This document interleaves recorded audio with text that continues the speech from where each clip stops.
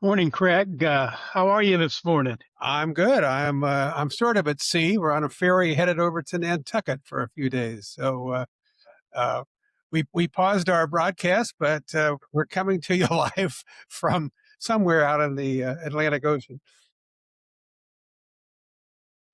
Well, I mean, I understand how you the leisurely are able to travel up to Nantucket. It's great. I hope you're going to enjoy your week up there.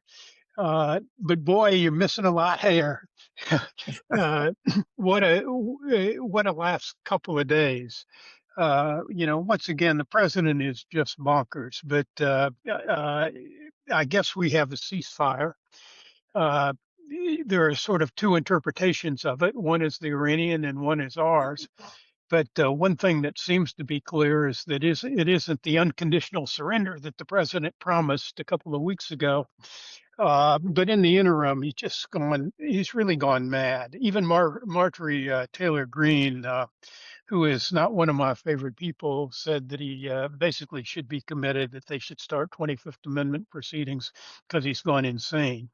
uh, Threatening the annihilation of Iran in the Persian culture.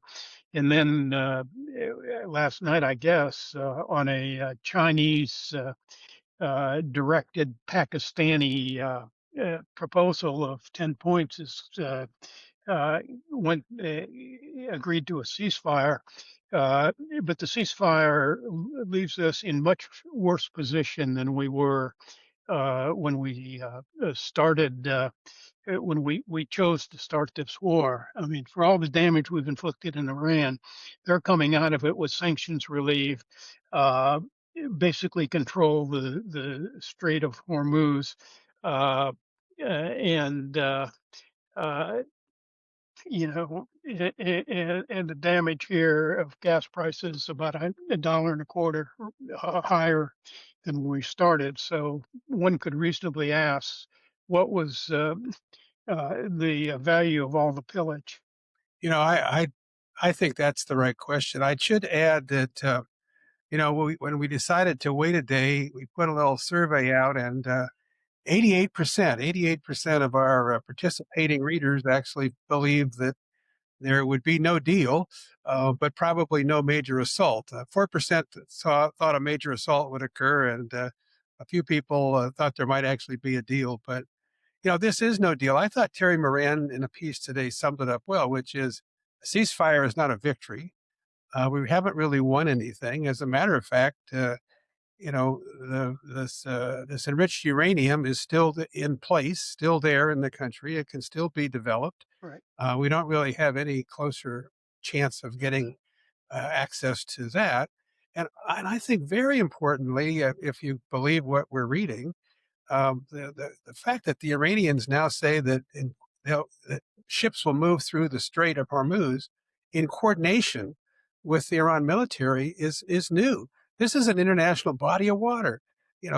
They could threaten, they could harass, but now they're claiming that they actually control the movements, and they're the authorizing authority. So on top of people wondering not only in our country but around the world whether President Trump is either a genius or stable.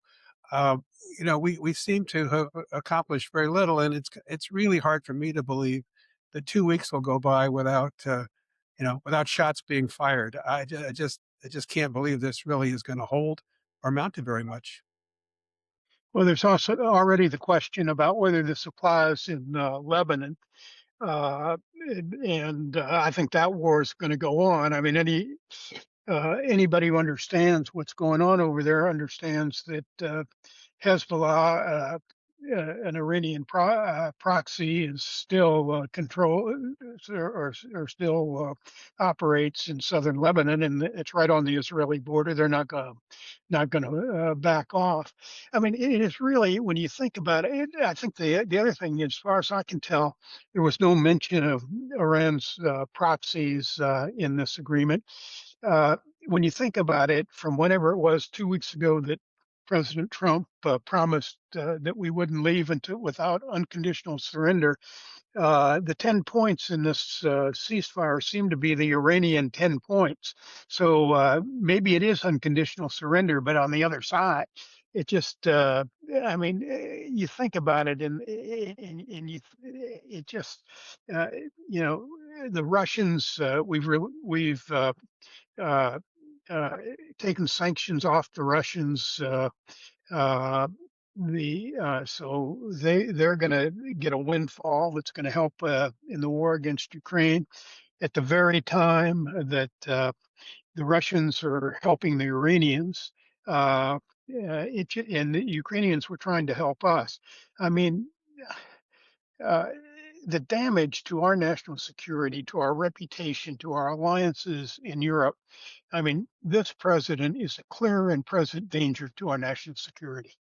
Yeah, I don't think there's any doubt about it. In fact, there's I guess, a book coming out by Maggie Haberman and one of her New York Times colleagues, Right. and there's some excerpts that are already out, and already um, there's a description now of these small meetings that were held with Netanyahu and others where Yeah. Trump just bought into Netanyahu's argument. His instinct was to go engage in battle in spite of warnings from his own national security team, his intelligence team, and even Vice President Vance. And these stories are not going to help, and he's going to be enraged and likely to, who knows, do what. But yeah, I think it's not a very good moment in our history, and I'm sure that we've got some more fairly horrific actions to come. Yeah, the last thing I'd just like to mention before we sign off for this morning is the vice president in Hungary campaigning for Viktor Orban.